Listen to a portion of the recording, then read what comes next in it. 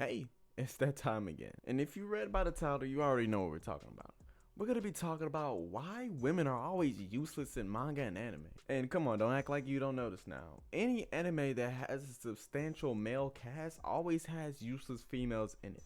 And again, I find it weird why they would do that, because with a majority male cast, wouldn't you want the females to stand out a little bit more than the men, because that would make them different? But hey, what do I know? But the one thing I do know why they make women characters useless in anime and manga is because of the demographic that watches or reads manga. Mainly being preteen boys, so of course they want to show off cool male characters around their age that they can look up to and be like one day. That we know was pretty much an obvious, but let's explore different characters and see if they could have been useful towards their series. And to start this off, we're going to be talking about Tsunade and Sakura.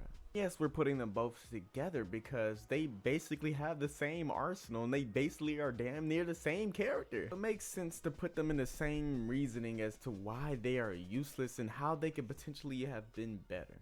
See, one of the biggest things that I've always wondered is why they made Tsunade a damn near useless character within the series. She's supposed to be the 5th Hokage who has all these cool techniques and jutsus that no one else can use. But somehow every time a threat pops up in the village, she can't handle shit for even 5 minutes. It seems like she gets there and it gets demolished instantly. But it's crazy how every Hokage or Kage before them or before her has been this super strong, overpowered monster, except for her. Like come on, bruh. Jiraiya wanted to be Hokage and everyone else accepted her to be the Hokage, and y'all could have gave her something that y'all could have gave her some shine, at least. Not something, you could have gave her some shine, gave her some spotlights, gave her some highlights. She barely has any highlights within a series of her doing anything. Hell, when we get introduced to her, she's getting the ass whooped by Kabuto in the first fight that she really has. Yes, because we know he's taking advantage of her fucking fear of blood, but that's beyond me. Because even before that, when they were throwing hands with each other, he was scrapping her up pretty well. Kabuto. Either they bumped up Kabuto to Sonic level or they degreased her to Jonin, because it didn't make sense how she was getting scrapped up, and she was supposed to be one of the 3 legendary Sonins that fought in multiple wars back then and helped win shit like based off of her techniques.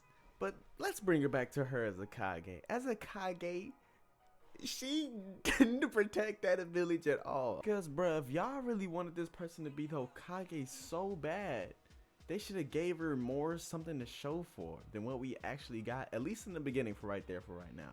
Because later in the series, she really didn't do shit with Madara and the other 5 Kage. She really didn't do nothing. All that team, all the 5 Kage needed each other to be able to handle Madara at least a little bit. Without anyone else on that team, without like one of them just taking it away, they all would have died. Okay, cool, we get that. But come on, Kishimoto. You kind of dirty for what you did with Tsunade, because you hyped her up to be this insane level medical ninjutsu user, which she was, cool, fine. But she was the granddaughter of the 1st Hokage on top of that, and then a legendary signing. Nigga, that is above Jonin. They gave their own rank because of what they did in the war. Like, come on, my brother. And then you had her fight Hanzo with a miss, bruh, and survive? Come on, of course that all being with the other 2 signings by her side, yes. But, bruh, you gave her all these accolades and all these feats just for them to mean absolutely shit when we get to see her. They mean nothing. Honestly, they don't mean shit. Because every time push comes to shove and it's about defending the village, she don't do nothing, nigga. She don't do nothing. Now, Kishimoto, come on. This is one character that you really should have focused on. And because she's a Kage, you gave all the other Kage so many different various techniques and jutsus and power scalings, and they could beat this and they could do this and they're the god of this and they're the god of this. But when it came to Tsunade, it only seemed like she was just the granddaughter of the 1st, and she was just a lady with really big, you know, so boom. There was nothing else really given towards her. You should have gave her a lot because of the potential she had. But enough about what she had. The potential of her to be a really great character within the series and be able to handle a lot of the adversaries that came her way, at least more than what she did before. The potential of it was so great, and she could have been an amazing character due to that. this is one character, along with Sakura, yeah, she could have been great too as well, given them having that attention that other characters like even Rock Lee had his moments. He had his moments. Goddamn, Gara had his moments. Come on, bruh. You could at least give more attention and detail to Tsunade, at least. And if you wanted to, of course, Sakura too as well. And the reason why I say Sakura too as well is because I'm not trying to diss her. Of course, no. But she didn't have any accolades coming into the series besides being able to control her chakra very well, which is something good at the start, but at the rest of the series, we really didn't need her to be there like that, to be honest with you. So I can clearly say that there were no expectations for Sakura to be anything within the series to begin with, to be honest with you. But what they should have done was made Sakura more useful because of the people she was with and the team she was on. Come on. You had Kakashi, you had Sasuke, and you had Naruto. And they were all striving to be greater than what they already were at that point. Come on, bruh. You could at least make Sakura more built up to their level as time goes. Obviously, she could have done her own training by herself. And then, yes, of course, go to Tsunade later on. But she really didn't. All she did was sit around, cry, and bitch about Sasuke. That was pretty much it. But I can't even fault Kishimoto for making her the way she is now, because the way she is now is kind of fine, albeit she could have done more, but she had nothing to kind of go off of. She didn't have no great bloodline. She didn't have a demon fox. She was a normal girl living a normal life and becoming a ninja later on. You know what I'm saying? It's just not much expectation could have went into it. She did great for what she did in the series, but it could have been better. Yeah. Moving on from Tsunade and Sakura, the same points pretty much apply from Tsunade to Sakura, but Tsunade was more expected to be more great because of the accolades and levels and ranks she achieved within her time in her world. Now we're going to talk about Maki from Jujutsu Kaisen. And this is one that really let me down because, yeah, she does a lot of cool things within the series and she gets so much hype and so many new upgrades along the way. It's like, at the end of it, it felt like she didn't matter at all. And at this point, do I care from spoiling anything about Jujutsu Kaisen? No, because it's been out for a while and ended for a while. So you should already know what happens with Maki. And I would say not much, because after she goes on a little rampage and kills everyone in the Zenin clan, cool, okay, cool, that's fine. She gets a lot of cool moments just for in the end when she fights Sukuna to mean nothing.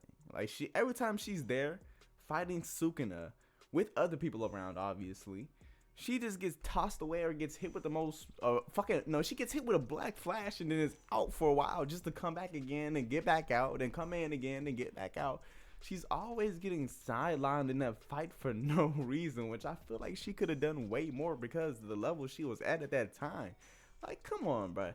You had Yuji there, which Yuji isn't as strong as Maki, trust me, or Yuta, but he's just there like a little fly busting around Sukuna, managing to survive for I don't know how long, for I don't know why. It's just because he's the main character, they just needed him there. And that's what it felt like. But characters like Maki were just getting thrown to the side at every point, even though they had a bunch of things coming up. Like, she had a heavily restriction that now got amplified because of what her sister May did. Like, come on, bro. And then she got the soul splitting katana. Come on, bro. So not only did she get amped up in a heavy restriction, so now she has no cursed energy and she's like just full physical strength like Toji. And then she gets the soul splitting katana on top of that, which negates every durability in existence. Like, no, you can't be durable enough to take it because it just slashes your soul directly. There's nothing you can do to block it or defend it or do anything with it. But at every point, she does nothing to Sukuna really but stab him like once, and that's it. And the rest of the time, she's getting black flashed into a wall and knocked out and comes back and repeats the same process again. And while most people may not see this as a waste, I do, because there was no big payoff for her in the end. It's like everything she did was, oh, this is a cool moment, this is a cool moment, this is a cool moment, this is the end, and we don't really give a fuck about her anymore. That's what it felt like, even though we were building up this character over the point of the whole series to be, oh my god, she's this now. Come on, bruh. Come on, bro. Like in the beginning of Jujutsu Kaisen, you could tell she's like the best hand-to-hand fighter, and she's doing so many crazy things with these curse tools. And then in the end, it's like she only has one curse tool now, and all the heavily restriction, and then still kind of just gets sidelined. It's like everything we did right there was so good. Let's get a final payoff at the end, please. But you know, as Jujutsu Kaisen does, they're not able to finish off their characters in a good way. That was an amazing fumble by Jujutsu Kaisen. Like, how do you fumble that hard? You had it all building up so good. You had everything so good with that character. You focused a lot on Maki. You did a lot of things with her. End result being you fumbled. Whatever. You just fumbled that character. I don't know how you did that, but you did it. Another character I want to talk about that's damn near similar to Maki's situation is Mikasa. Yeah, Mikasa from Attack on Titan, bruh. In everything before the 4th season, she's an amazing, strong, and powerful character who's fucking shit up the whole time. Trust me, she's doing some shit the whole fucking time, and she seems like a genuinely scary character in everything before the 4th season. But once we cross the threshold of getting towards the 4th season, things become a little different with her. And no, we're not talking about her appearance changing to look more manly, because, you know, that was what it was and it happened, and I'm not gonna say anything bad about it. It is what it is, bruh. We grew up with it. We gotta be fine with it. But you can see the usefulness in that character just drain out. The reason being because the main thing they're going against is Eren.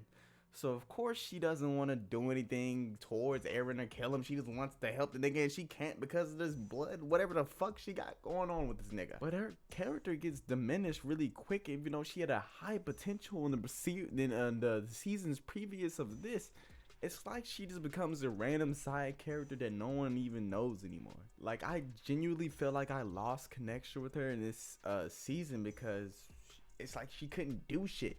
Albeit we know the reason why, but it seems like all that build up before of how cool she was, and now this much time has passed, it felt like it all was for nothing. Which is why I say it's the same situation as with Maki, because they had such promising potential, especially based off what we're shown. Like, she was over there killing multiple Titans just like she was damn near fucking second goddamn Levi. But come on. How you fuck up the character in the last season? Come on. It just felt like that Titan killing badass that we all know in the previous seasons is long gone. And now she becomes this kind of, not damsel in distress, but she becomes more of a girly girl, it feels like, because she's more into her feelings within these seasons. Because the only person she's thinking about is Eren, but now it feels deeper than it was before. Before it felt like just like a brother-sister type connection, and that was it. But now it's, of course, deeper. So it just felt like her character was reduced to a love interest later in the series, and that's all she became. Because I can't even remember a good moment of her in the 4th season, but I can remember everything before that season and what she did and how it was cool and terrifying. But what she could have become was even better looking at it. If you actually think about where the story was going, what she could have done and what they could have done to make her better, you could have somehow gave Mikasa the female Titan powers, and that would have made her a very cool character instead of just having Annie come back. That would have been cool. Being that she was already a strong and promising character from season 1, that upgrade would have did a lot for her and her character arcs, and the story would have went a completely different way.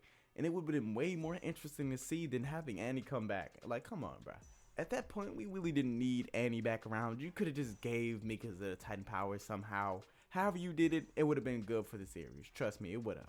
But I'm just going to stop the ranting there, and I'm just going to leave it at that. But tell me in the comments below who you thought was a useless character that had a lot of potential.